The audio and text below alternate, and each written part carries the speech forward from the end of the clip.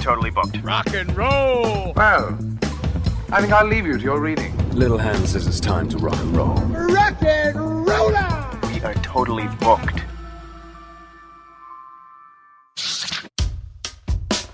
Welcome back to Booked on Rock, the podcast for those about to read and rock. The website bookedonrock.com.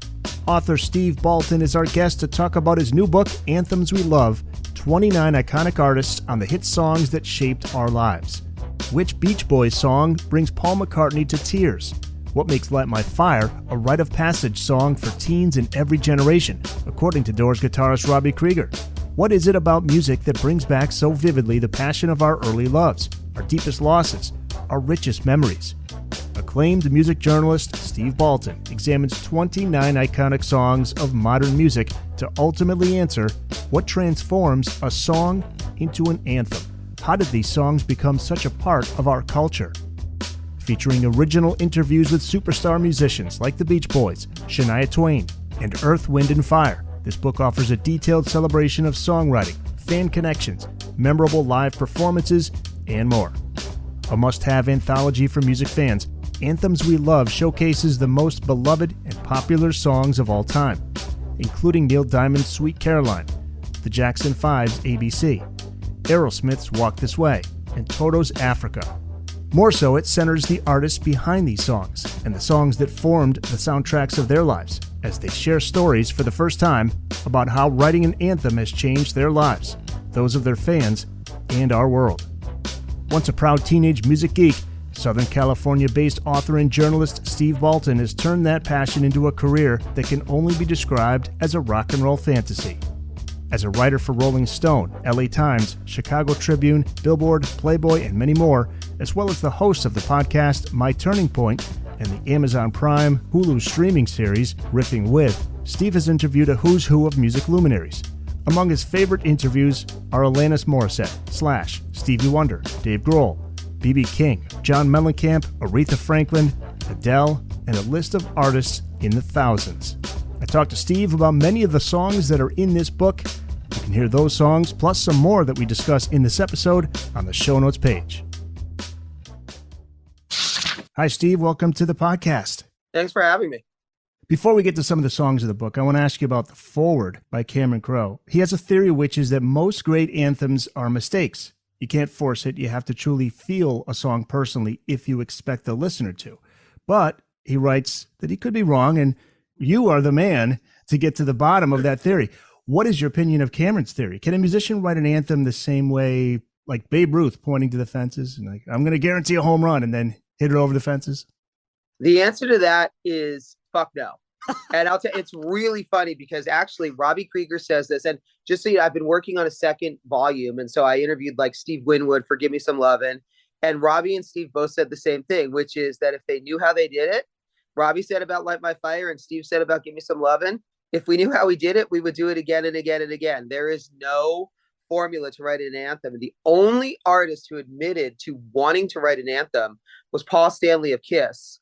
And it was because Neil Bogart, who was the label president at the time, told them they had to. That was it. There is no formula for doing it. And people far smarter than me, like Robby Krieger and Steve Winwood, laugh about it and say, if we could, of course we would, but we have no idea how we did it. Well, what makes a song an anthem? You say there are two essential ingredients. Well, to me, the most important one is timelessness. It's a song that transcends generations, gets passed down again and again and again. I think that is the most important one. And I think the second one is, and it's funny because like I look at the Tom Waits song, that's an anthem to me. That's not necessarily an anthem to everyone. Anthems are also very personal. It's how a song connects with you, how you have it impact your life. Some songs are obvious anthems like, Light My Fire, of course, Aerosmith, Walk This Way. For the next volume, I interviewed Leonard Skinner about Freebird. To me, there's the holy trinity of rock anthems, and that's Stairway, which of course I would have loved to have interviewed Zeppelin, but Robert Plant's not talking about Stairway. It's not happening. Queen, Bohemian Rhapsody, and Leonard Skinner, Freebird. Those are the holy trinity of rock. Those are rock anthems to everyone. But again, an anthem could be something like, it's funny, even in the Beach Boys chapter, to me, God Only Knows is arguably the greatest pop song ever written. But Al Jardine from the Beach Boys says it should have been Good Vibrations. God Only Knows, Paul McCartney. He once called it the greatest song ever written. What is that makes it as moving today to someone listening to it for the first time and those who've listened to it since it first came out, 1966? Again, it's a gut connection. It's a personal thing. That's a song where he just taps into something that I think everyone who hears it feels it and identifies with it. And it's a very simple feeling. God only knows where I'd be without you. And trust me, I'm not singing anything because no one wants to hear that. But, that line, everybody's felt that way about something. And it's so funny because I don't know if you're a fan of Glass Animals, the band Glass Animals. Dave Bailey just talked, they just set the record for the longest charting Hot 100 single of all time. When I was interviewing him last year, he started telling me about how he sings that song to his dog. It doesn't matter who it is, whether it's a partner, whether it's a pet, whether it's a kid. Anybody can identify that feeling of God only knows where I'd be without you. And of course, it's sung so beautifully. But I think another important element of every anthem is honesty. Now, Heat Waves, is that the song? Glass Animals, Heat Waves? Yeah. And it just set the record for this week, actually, for the most weeks ever spent on the Hot 100. So they were just in the news. But again, he was talking about the fact that song has stayed with him his whole life. And to me, that's what makes an anthem to a person, is a song that resonates with you again and again and again and can travel with you all these years. I still remember John Popper talking about after Runaround was such a huge hit, the label wanted him to write another Runaround. But he gave in, he said, here you go, fine. And it was Most Precarious, which is good, but it's just what you're saying. It doesn't have the same emotion to it, or it didn't come as naturally as Runaround. Yeah, no, you can't. I mean, as soon as, and audiences are smart. Audiences are way smarter than people give them credit for. And as soon as you try and write an anthem, people know. It's funny too, because I always tend to be very opinionated. To me, I mean, Smash Mouth All-Star is one of the worst songs ever recorded in the history of the world. That song just blows. And it's because it's a commercial. It feels like it's a commercial. That was written to be on sneaker ads. There are songs that I've heard a million times that I've experienced burnout on, but The Doors' Light My Fire, it's not one of them. That's the fire that keeps burning for me and so many others. Doors guitarist Robby Krieger wrote this classic. An interesting comment from producer Paul Rothschild about the connection those three words in the title made and still make today, which I never thought about. I never thought about that either until Robby brought it up. And it's funny because it's funny when you think of an anthem as well. One of the elements of it, of course, is it should be, no pun intended, it should fire you up. The anthems have different purposes, but that's a song that gets you excited, that gets you inspired, that gets you riled up. And of course, when you hear those words together, Light My Fire, instantly and impactfully, it makes you think of passion, of excitement, of enthusiasm. So it's one that gets you hyped up. Obviously, like a Hall & Oates' Sarah Smile, which is in the book, is a very different kind of anthem. It's an intimate, personal one, just like Crosby, Stills, Nash & Young, Our House. But with Light My Fire, it's one of those ones like a Walk This Way or Rock and Roll All Night that's inspiring, and it's supposed to incite and excite a crowd. And so, yeah, when you hear those words together, you can't not get excited. And they wanted the radio stations cut that down, right, to like 3 minutes? Yeah. No, they didn't want to play it at all. It's funny. Most of the songs in this book went through very different difficulties, and that, of course, one of the ones was like, look, that was a song that at the time was way too long for radio, and they wanted to cut Manzarek's solo, and the band insisted on not. They finally caved in, and then it came back that someone started playing it and people were like, no, this is the song we want. And again, this goes back to what I was saying about audiences being smarter than people realize, is the audience is going to decide for you. You don't really get to decide. Once an audience hears something, they decide. And it's such an interesting thing because I hadn't thought about it until just now, but that's how music is in 2022. And I talk about this with artists all the time. With everything coming out on streaming right away, of course, what happens is a band, like the audience decides, okay, this is my favorite song on the record. This is the one I like. We don't really have singles anymore. And that's exactly what happened with Light My Fire. And with a lot of these songs, Earth, Wind & Fire, September was another one that the audience sort of elevated. It was a hit, but it wasn't an anthem. And it just kept blowing up over the years. Are you surprised Jim Morrison was okay with them cutting that song down? Because I think the whole band had to be on board for that. I don't want to totally speculate on the mindset of Morrison because obviously I never got to interview him. Although interestingly, I did get to interview all three other members, including Manzarek, before he passed. But look, at the end of the day, an artist wants their music to be heard. So as much as the idea was that Morrison was this total uncompromising, refused to sell out, he wanted his music to be heard just like anybody else. So there was going to be, if everybody else in the band was like, no, we need to do this, I'm sure there was a little bit of begrudging. All right, well, fine. If this is what needs to happen, but again, I mean, obviously he was more uncompromising than most. You look at what happened on the Ed Sullivan Show. Although the Stones did the same thing where they were told not to sing Let's Spend the Night Together, and they did anyway. Certain artists have that rock and roll rebellion about them. But at the end of the day, especially if you're a brand new band, you're going to have to cave in a little bit. And then, of course, what happens is Light My Fire becomes a #1 smash. And then you can say, yeah, fuck you. You're not cutting shit. Leverage. I just despise single edits. It drives me nuts. When I first got into The Who, I got the best of The Who, and one of those has the version of Who Are You, where they just completely cut out that brilliant middle part where it slows down and picks back up again. I was like, how could you do that? And, yeah, I mean, it's funny. I guess I've never really even bothered listening to single edits, so it's not something I notice. Because I always listened to FM back in the day, and then of course now streaming and satellite and stuff. So it's like, to me, it was always, you would always hear the long form versions. Like I love the live version of Freebird that goes on for 17 and a half years. Yes, exactly. And there's the one I still remember. My college roommate had American Pie, the 45 that was on 2 sides. You talk about it in the book. They had to break it down into 2 sides. And my roommate lived in New Jersey, and he goes, yeah, here it is. I'm like, this is 2 sides? That was hilarious. You get to literally pick up the needle, flip it over, and finish the rest of the song. I love that.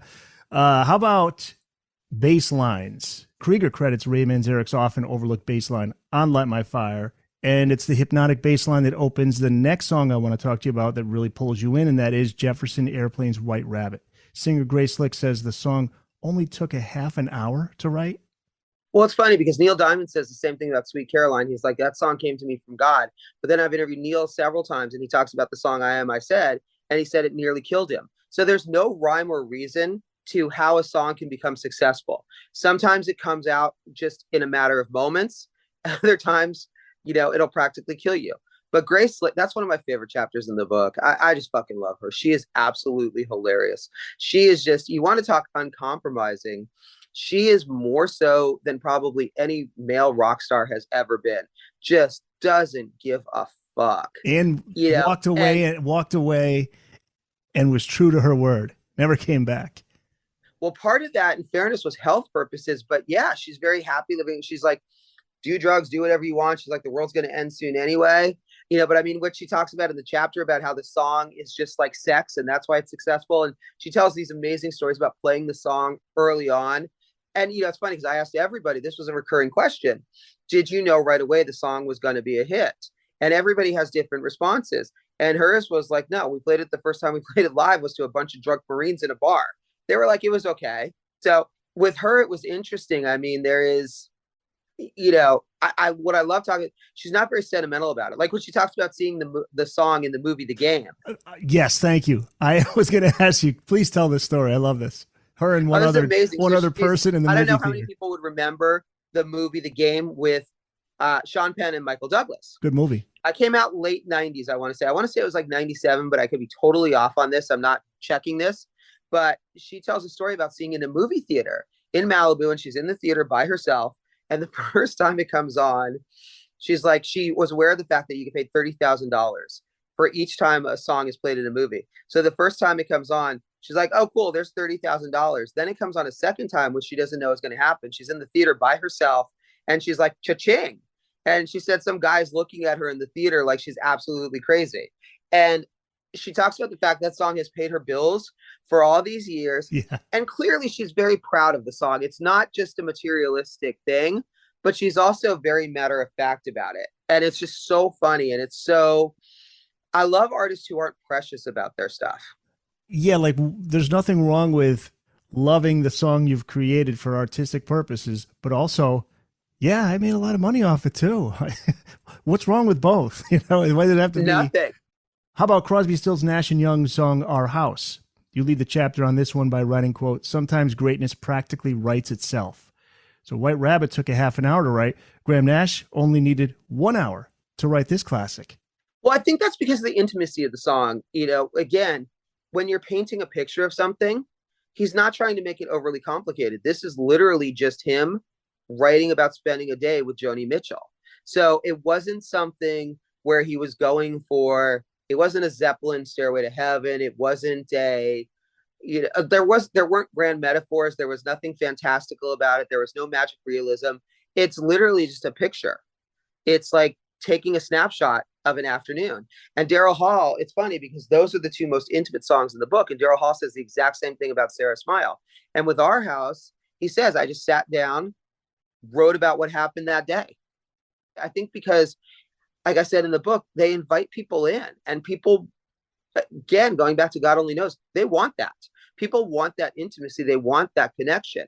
And then, of course, when you picture it happening between Graham Nash and Joni Mitchell, of course you're fascinated. And of course there's a voyeuristic quality. But, so here's a little bit of a curveball. If you take away those classic CSNY harmonies, is the song still a hit? Or is it still an anthem? Yeah, if you remove an element from a song that a band, their strong point, in this case, harmonies, you think it is? I think it is. Maybe it has a different impact. It's impossible to say because, of course, we know the song from that way for all those years. But I think a great song, and it's funny, you think of great songs like Springsteen, Born to Run. Springsteen's my favorite artist of all time. Or, Born to Run, actually. I was thinking of Born to Say, but Born to Run qualifies too. And you look at what he did on the 88 tour where he played that song acoustic.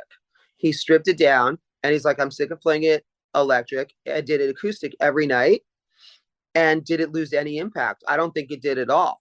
And most artists will tell you, if you strip a song down to, a song has to be able to be stripped down to its core elements. Now, of course, can we say that without those harmonies, it would have had the same impact 50 something years later? Probably not. But then it's also hard to imagine that because we just know them with those impact, with those harmonies. Born in the USA is interesting too, because Bruce wrote that originally for Nebraska, right? Yeah. Just him and a guitar. Yeah. For me, I will start to, once you start a project like this, you think about all the time, well, what artist would I want to talk to? What song would I want to talk about? And again, like I say, Springsteen is my favorite artist of all time. And Gut Reaction, the song I would have chosen, is Born in the USA. And I didn't really know why, but I think because that song has had such an evolution. Again, as you read in these chapters, part of it is the song has to have an evolution. It has to evolve. It has to change over the course of time. What do you think about Bruce's new stuff? A couple songs released from that new album. Covers. I love Night Shift, but I'm a huge Lionel Richie fan. So it's funny because when you start a project like this, you have a wish list of artists. And Lionel Richie, for some reason, I think during COVID, I became obsessed with the song Sail On. That to me is one of the best songs of all time. That song is just like, it is so stone cold in the best way. You listen to it and you think it's this like sweet song. And then you listen to the lyrics. And I mean, come on, that line, it ain't so hard to say, would you please just go away? That's one of the best fuck you lines of all time. Of course, I was gonna love Night Shift because it's my favorite artist doing a song by one of my favorite songwriters. I just did an episode on Tom Petty, had Kevin Brown as a guest. He's the host of a great Tom Petty podcast called The Tom Petty Project. And we were talking about just how amazing Petty was as a songwriter and a lyricist. Are you a big fan of Tom Petty?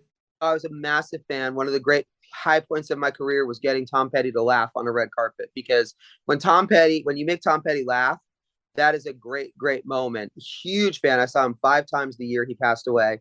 And if there's one Petty song I could have done for this project, it's Crawling Back to You. That's just probably one of my 10 favorite songs of all time. From Wildflowers. Yeah.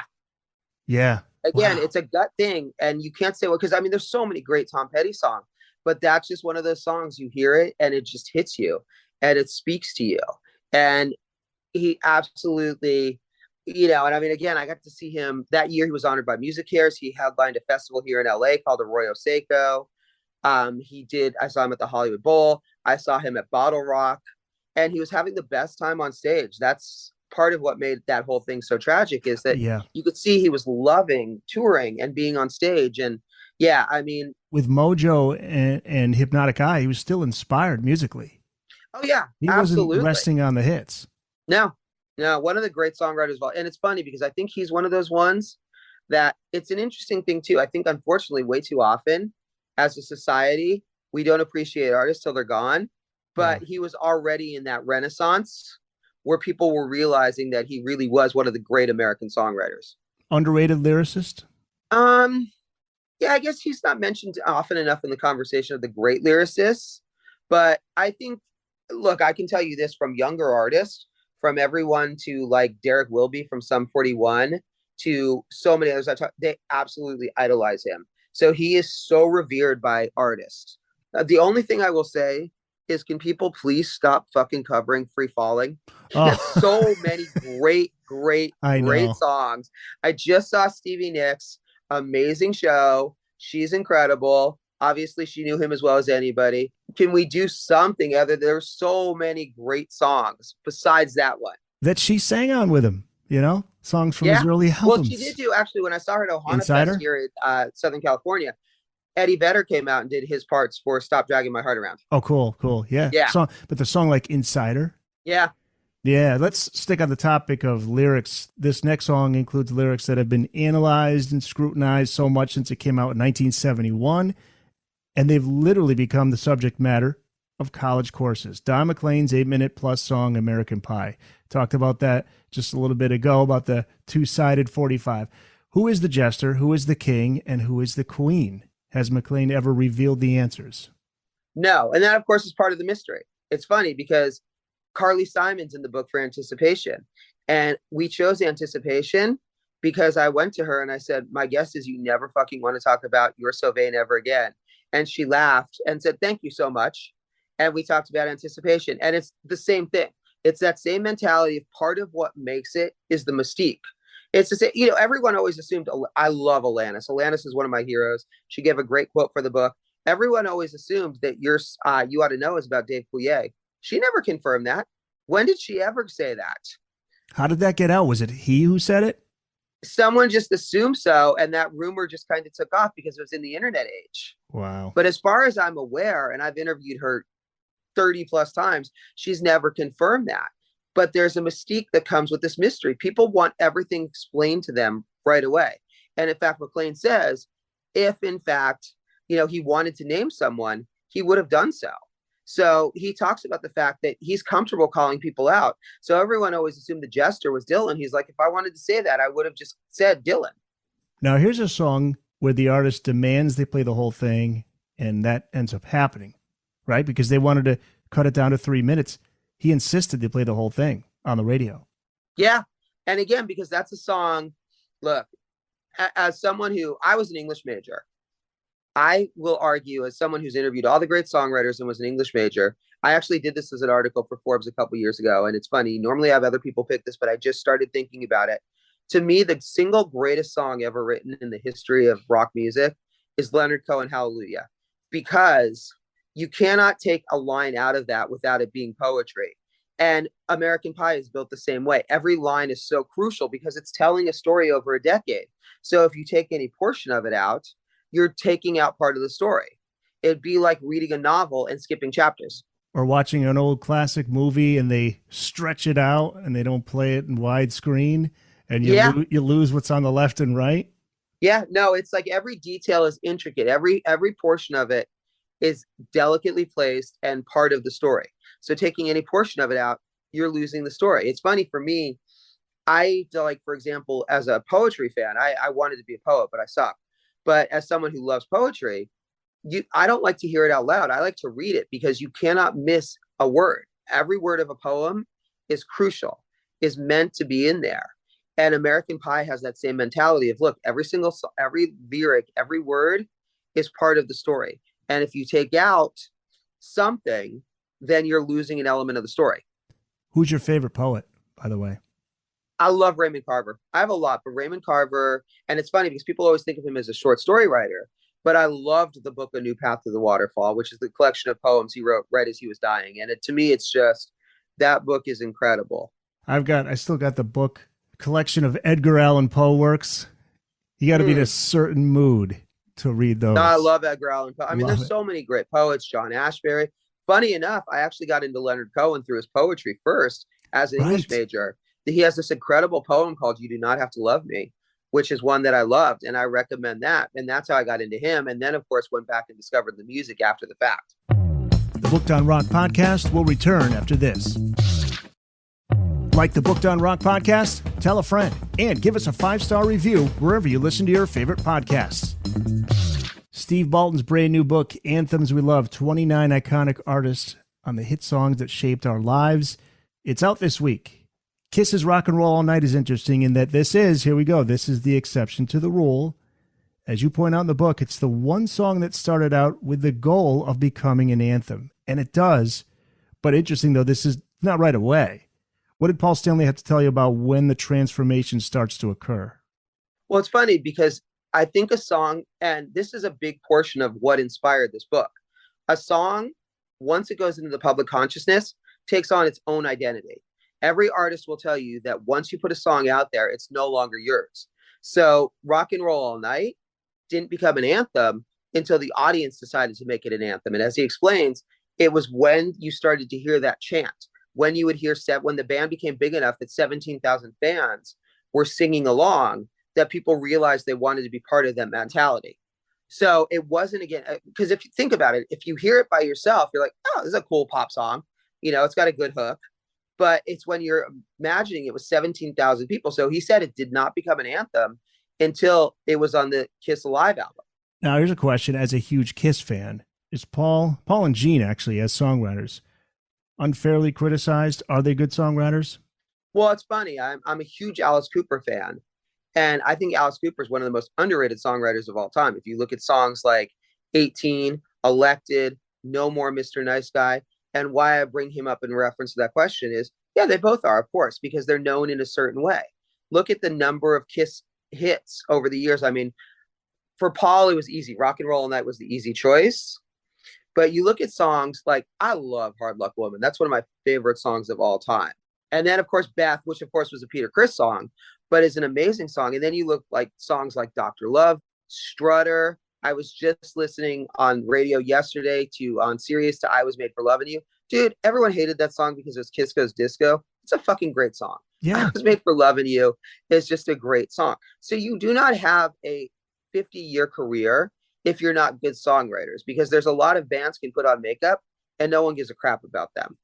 But it's funny because, like I say, that's the only one that was intended to be an anthem. And Neil Bogart, who was the president of Casablanca Records at the time, and to me, it's funny because I'm also a big disco fan. Like, one of the people I would have loved to have had in this book was Donna Summer. I did get to interview her once, one of my favorites. So, of course, I associate Neil Bogart with her. So, you know, he was a seminal figure in that whole disco scene and the 70s scene. So Paul telling that story was amazing. But again, you listen to that song on its own, you're like, yeah, it's a cool song. But again, I think a song can't become an anthem until the public decides it's an anthem. You have Barry Manilow in your book. Yeah. That was cool. I forget which song. I love Barry Manilow, man. He's one of my favorite interviews of all time. And it's funny because he is very underrated as an artist. I mean, he has an incredible repertoire of songs. And he was actually, it's funny because I went to see My Chemical Romance last night here in LA at the Forum. The first two artists to say yes to this book were Barry Manilow and Gerard Way, which is what allowed the book to become so widely encompassing of so many different things. But I was thrilled when Barry said yes, and I'm thrilled to have him in there. I think he's someone who, again, first of all, you look at the number of records he sold, and obviously it's connected with people. And I'm not going to be one of those people who defends populism, because if you look at some of our presidential elections, and I tend to get very political, populism is oftentimes run by idiots. However, I mean, Barry Manilow has sold so many records over the years, and he's done it. He's a great performer, and I admire in him the same thing I admire in Neil Diamond is their sort of, how do I want to put this? I guess it would be shamelessness. They're not afraid to go up there and have fun and kind of make fools of themselves, you know, in a way that makes the audience happy. And you chose Could It Be Magic for the book. He chose Could It Be Magic. He chose it. Because he said a lot of these songs were chosen by the artist. Like, for example, with Joe Perry of Aerosmith, I gave him three choices. Obviously, Sweet Emotion, Dream On, Walk This Way. He chose Walk This Way because he felt like it was the song that had the largest evolution because of the whole Run DMC thing. And of course, Barry felt similarly to Could It Be Magic because of the multiple versions, because of the one Donna Summer did, because of the one Take That did in England, which became a hit. And because that song was it was the first song he really wrote that became a hit. So it was so influential in his career. I love the story he tells about playing it at Red Rocks. He tells the story in the book about the fact that he was at the time Bette Midler's musical director, and the song was starting to take off. he could not tour for the song because he did not want to leave Bette behind. So she graciously let him play 3 songs in the middle of each show. And he wasn't intending to be a performer. He thought he was going to write commercial jingles and be behind the scenes. He plays it at Red Rocks, gets a standing ovation for it. And that kind of inspired the whole thing of becoming a performer. What a story. That's a movie right there. There you go. There's the next. Well, it's biopic. funny because Carly Simon, by the way, very similar story. She wrote Anticipation waiting for a date with Cat Stevens. And she was nervous and she starts strumming the guitar. That was when she said she wrote in 15 minutes. But she says in the book, and this is really funny because she's being inducted into the Hall of Fame in 2 weeks, next week, actually, when this airs. And if it wasn't for the fact that she had a crush on Cat Stevens, she probably never would have become a performer. That's amazing. She said he invited her to play. And because she was a fan and liked him, she couldn't say no. And That's what started her career as a performer. Otherwise, she was also thought she would be behind the scenes. Well, let's go back to Walk This Way. Is it a rock song or is it a funk song? Joe Perry calls this band's iconic song a funk song, adding that it's the funk feel to the song that actually drew it to Run DMC, who helped it go from rock anthem to, as you write, a trailblazing pop culture milestone when they collaborated with Aerosmith for their own version in 1986. Here's my question. What do you think would have become of Aerosmith if not for the Run DMC version? Again, hypotheticals are so hard. When you look at what they did with the videos and the song like Amazing and Crying, I mean, ZZ Top's another band that to me is criminally underrated. And you look at what they did in the 80s with videos for like Sharp Dressed Man and Legs and stuff. Great bands have a way to evolve and go on. Obviously, the Aerosmith thing was huge and monumental for them. Do I think they would have been as big? Maybe not, but they still would have found a way to go on. That band's very resilient. But obviously, Walk This Way with Run DMC introduced them to whole new audiences. Sparked that huge comeback. It did. But again, when you look at the videos, I mean, that was just a band that they're survivors. Bob Marley's One Love, People Get Ready, makes the book. Bob's son, Steven, says this may be his father's anthem of all anthems. He's seen for himself how that song has affected people over the years. What did he have to tell you about that song? That's an interesting one because to me, that was one. Look, if I'm picking a Bob Marley anthem, I'm going either Redemption Song or No Woman, No Cry. So then when I started studying the song after talking with him about it, I mean, BBC declared that the song of the century. Like of all songs in the history of the 20th century, they declared that one. And I guess it was the message about that song that really resonated with him because it's the idea of unity in it that really stuck to him and why he felt like it was a great closing song, why other people feel like it's such a powerful song. And of course, with Bob Marley, again, I mean, Bob Marley may be the biggest music superstar globally in the world. Like there may not be a bigger one than Bob Marley because he's known around the globe. So of course, there's a million songs that could have been chosen. And like I say, I would have probably gone No Woman, No Cry or Redemption Song. Those are two of my favorite songs of all time. But absolutely, when you look at a song like One Love, it's that message of unity that speaks to so many people. And so I think that's a big portion of it. And that's a big portion of what Steven said. It's funny. I really love what he said about the fact that, look, and I've interviewed, Julian Lennon. I've interviewed Sean Lennon. I've interviewed Jacob Dylan multiple times. I've interviewed Otis Redding's daughter. That was really interesting. She was saying she did not understand until she got to college who her father was because these people just look at them as their parents. And so coming back to Stephen Marley, he says it wasn't until after his father passed away that he had any understanding of the fact that his father was Bob Marley on this global massive scale. And that was one of the songs that really educated him about that fact. Toto's Africa. The website gizmodo.com once playfully selected this as the, quote, best song ever, according to science. I'm beginning to think it's true. I hear the song everywhere. I'm sure you do. Yeah. But every time I hear it, you get pulled in every time. Can you talk a little bit about the story behind the song, which was written by Toto keyboardist and vocalist David Paich? He said the rest of the band wanted to shelve it, didn't want it on the album. Yeah, he tells a great story that literally they're like, yeah, that's great. It's going to sound good on your solo album. Thanks. They did not want to do it. They did not, which is not uncommon either. Roland Orzabal did not want to finish Everybody Wants to Rule the World. His wife made him finish it. So that's not an uncommon thing because also, of course, as you know, with musicians, no one is a worse critic of themselves than the musician. Here's a joke that I've been telling for years in interviews, having interviewed everyone from John Lee Hooker and Aretha Franklin and James Brown to Jagger and Tom Waits and everybody, how do you tell the narcissistic sociopath? I don't know. They admit to listening to their own music. Yeah. So 99.5% of musicians do not listen to their own music. They are so hypercritical of it. Linda Ronstadt was the toughest interview in the book, not because she wasn't great. She was awesome, but because she was just like, I didn't even learn to sing till the 80s. And that blew my mind because you think of all the great Linda Ronstadt songs in the 70s. You're No Good, Blue Bayou, Hurt So Bad, all these amazing songs. And she's like, no, I wasn't good then. She hates her version of Desperado, which is mind-blowingly good. So it's not uncommon for artists. So it's not uncommon that artists wouldn't like their own work. But with Toto, David Page, he's like, yeah, I think it's cool. But the rest of the band was like, no. And then they finally start playing around with it. And funny enough, that song, it's funny, you asked about Walk This Way. Is it a rock song? Is it a funk song? Well, Africa, Toto was a huge pop band at that time. They had Rosanna, but before that, they had like 99, Hold the Line, great songs, really good. They were a great yacht rock band before these songs. And what happens is Africa became a hit on the dance charts. It has that world influence in it.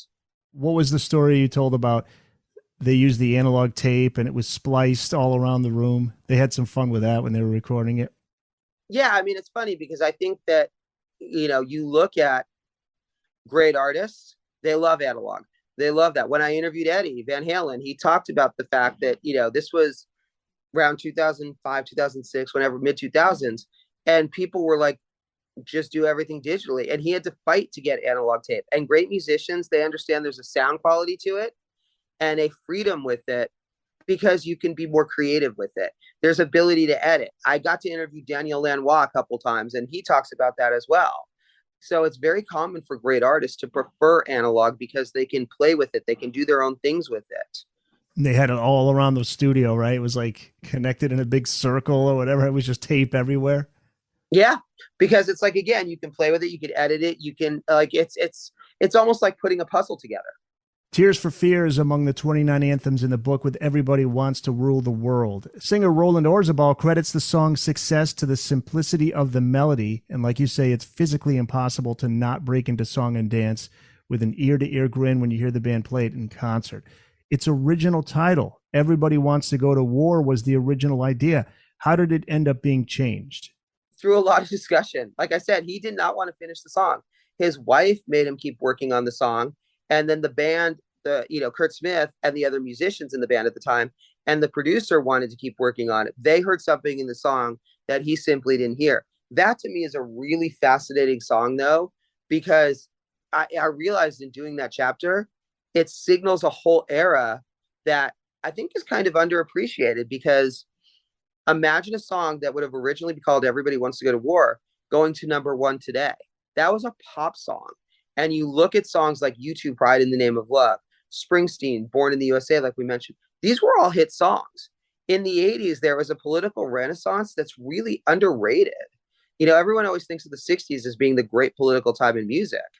And in the 80s, very much so, it was unusual to have songs that have that much of a political consciousness, like he talks about. I mean, it's weird that it became this jangly pops, anthem, because it is a song about political greed. It's funny because, like I say, there was a great political renaissance during that time, and there was some shit music during that time too. It's remarkable how sort of like that dichotomy that existed. It's interesting how quickly that evolved. And again, this is not something I thought about, but from mid 80s, when you had like U2 and REM and Tears for Fears and Springsteen having, huge success. And then you go into the late 80s and Guns N' Roses. And I love Guns N' Roses. Slash is a friend. They're amazing. But as a metal kid growing up, I love Guns N' Roses. Fuck all those hair metal bands. That was garbage. Yeah. Absolute trash. And it's funny to think of how quickly that evolved from these songs that had real political consciousness to fucking she's only 17 or whatever the fuck that, statutory rape crap was. Most of those bands just were not taken seriously. Well, most of those bands were not taken seriously because they sucked. All right, let's get to the Fleetwood Mac song. I would have predicted Don't Stop, but this is the artist's choice, right? I would never predicted Don't Stop because it was always going to be, Fleetwood Mac's a unique band, and they have 3 incredibly strong songwriters. And it's funny because I always argue, for example, that if Christine McVie were in another band, she would be one of the most recognized songwriters of all time. Look at a song like Over My Head. Look at a song like Songbird. Songbird is as good as Landslide. Yeah. Songbird is a perfect song. But obviously in that band with Stevie and Lindsay, everybody had their own thing. Now, I would have personally chosen Go Your Own Way. That would have been the one that I would have wanted, because to me, that's such an incredibly iconic song. But I let Lindsay choose, and he chose Big Love because of the transition it made in his career. It started as a band song. It was a pop song. And then when he left the band, which he talks about during this time, I mean, look, man, no band is, bands in general are so dysfunctional. I've been lucky to interview, I've interviewed Axl and Slash. I've interviewed Joe Perry and Steven Tyler when Steven was doing American Idol. I've interviewed Dave and Eddie. Bands are so dysfunctional by nature. Like, I argue that U2, for having stayed together for 40 something years as 4 people, should win a Nobel Prize. Yeah. And that ZZ Top should have solved the crisis in the Middle East, because 3 guys who stuck together for 50 something years until one of them passed away. I mean, it's an incredible feat. But of course, no band in the history of music has had more behind the scenes drama than Fleetwood Mac. Like, you would have to do, each Fleetwood Mac biopic would have to focus on one album. So he talks about the fact that when they were making Tango in the Night, he decided to leave the band at that point. And Big Love had already become a hit, but he decided he was done. And it was during his solo tour that the song evolved to become him doing that long, incredible acoustic intro. He chose that song because he felt like that song really set the stage for where his solo work went. And to this day, there's still drama. I remember thinking, everything's cool now with Fleetwood Mac. They're all older and things are cool. And then all of a sudden, Lindsay's out. And now they got Neil Finn in there from Crowded House and Mike Campbell from Tom Petty. I think that's still the lineup. Right now, I don't think there is a lineup. Nothing, huh? Yeah, I mean, Stevie's doing solo touring. I mean, Christine doesn't feel, the last I heard, she didn't feel like she wanted to tour anymore just because of age, not because of anything else. Her big solo hit I always loved, Got a Hold on Me, right? That's the one. Great tune. I mean, she, like I said, such an underrated songwriter. And to me, if you compare Landslide and Songbird, they're both perfect songs. Fleetwood Mac fans know that what made them special was it's the 3 of them all had very distinct songwriting voices. I mean, look, Lindsay is an incredible art, never going back again. He's also one of the most underrated guitarists of all time. I could watch. I know. I'm So Afraid, that solo, every night for the rest of my life. One of the great guitarists of all time. But again, they all had very distinct songwriting voices. And what happens over, of course, again, and this is what I was saying with Anthems, the audience decides. And the audience just gravitated to Stevie because of her twirling, and she's iconic. She's a legend. She's an incredible artist. I absolutely love her. Nothing against her, but it's just interesting how, the audience sort of decided that she was the face of Fleetwood Mac when, at another time era in a parallel universe, maybe it's Christine. And one last note on that song, Big Love, the lyric in it that refers to that house on the hill. I thought that was interesting. Yeah, he talked about the fact that it was actually written about the house where they were recording. So they would be in his studio and he was looking out at that house and what that house meant. And he gets very intimate talking about the song and talking about the fact that he realized that it was about his own sort of guardedness when it came to love and relationships and personal intimacy. So to him, the song was about being guarded. And it reflects that, again, he looked at the house. It was his house. It was looking at, where he lived during that time. So let's wrap up with U2's One from their Achtung Baby album, song number 24 in the book. Edge talked about the inspiration behind the lyrics. It is partly about Bono and his dad, but also partly about a New York artist. Who's this New York artist? It was about a New York artist named David Warnowitz. And he was an artist who became one of the first very public figures to pass away from AIDS. And that inspired the lyrics. And then it's interesting, years later, the song holds a special meaning to the band because of 9/11. Yeah, in fact, he talked about the fact that, there were 2 really iconic performances of the song. And again, this again goes back to the fact the song takes on a life of its own. They were one of the first bands to perform after 9/11. They performed at Madison Square Garden. And they wrapped the show up with One. not realizing there were a lot of first responders in the audience. And so what happened was when they were doing the song, all these first responders started coming up and just coming up on stage with them. And because they had the names up of everybody who had passed away. And it became this 9/11 anthem and this moment that was so incredibly emotional to them. Honestly, even still thinking about it all these years later, because I kind of remember seeing this performance, I still get choked up talking about it because it was such a powerful thing. So they're doing the song and it sort of became this cathartic release for all these first responders who were in the audience. Anthems We Love, 29 iconic artists on the hit songs that shaped our lives. It's out now through Harper Horizon Books, and it's available wherever books are sold. Any websites that you want to let people know about? Any social media pages? Where can people find you? You can find the book on Instagram at Anthems We Love. I'm on Twitter at just S Baltin. And yeah, it's available everywhere. I mean, it's a little surreal to have seen it pre-sale at Target, for example. And there's one chapter though that you didn't ask about, if I can mention. Sure. The Tom Waits chapter. Oh yeah, go ahead. Because that to me is the most interesting chapter in the book. Because first of all, Tom Waits we're talking about lyrics. Tom Waits is my favorite songwriter of all time. That is my number one. And coming into that, Tom Waits does nothing. He doesn't do interviews. He hasn't performed in years. He does nothing publicly. I mentioned that I had done an article on the greatest written songs of all time. And in it, I included Take It With Me, which just happens to be one of my favorite songs. And I sent that article along with a request to do the book. And I was told by his person, he does nothing. He's not going to do it. And I was blown away to get a response saying that they want to do it. He and his wife, Kathleen, who co-wrote the song. And to anyone I will recommend, and again, because this to me is not bragging, they wrote that chapter. And having an original Tom Waits piece on songwriting, the way that I put it in this last year is that it was like, because I got it a year ago, is that I was like Indiana Jones and I had found the lost ark. That is such an incredible thing. And what they say about, and I love the fact that, again, and this is such an interesting thing because audiences decide the anthems. They spoke about the fact that looking at the song in comparison to all these big songs, they said they thought I made a mistake when I requested that song, but they went back and re-listened to it and realized how much it held up. Wow. Yeah, here it is, chapter 26. Dear Steve, you get goosebumps when you started reading that? Yeah. Oh, I still am like, what the fuck happened? Yeah, we talked and wrote a bit about songwriting in general and Take It With Me specifically, and then about the process of trying to talk about our songs. And this is the result. And people can read the rest. All these songs are special. They're all iconic.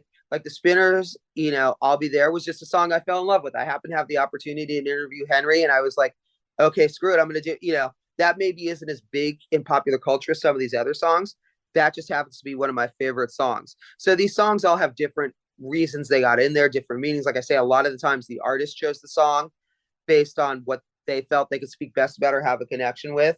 But if you ask me, to pick a favorite chapter, getting Tom Waits to do that. And I will say as well, man, when you get Tom Waits to do something, because it's funny, you look at the list of artists who covered him over the years, it's everyone from Springsteen and the Ramones to Bette Midler to the Eagles.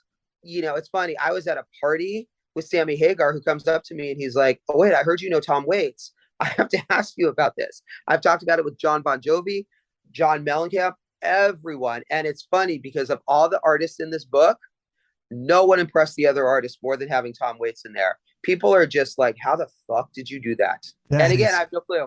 I pulled a rabbit out of I have no clue. I haven't even gotten to ask him why he did it.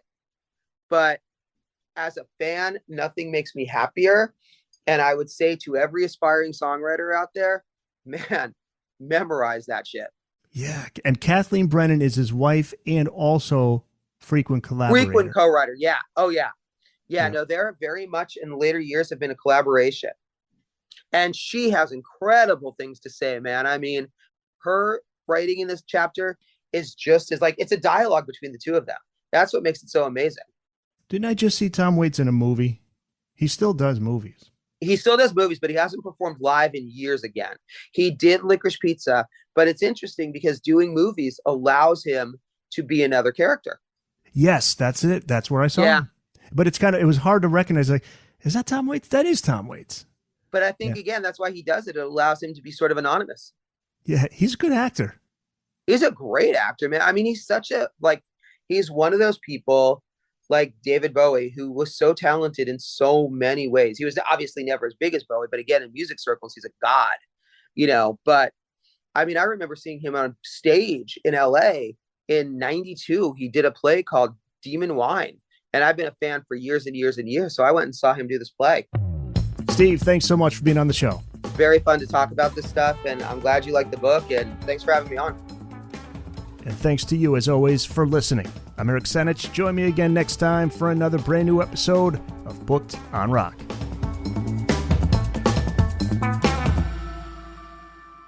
That's it. It's in the books.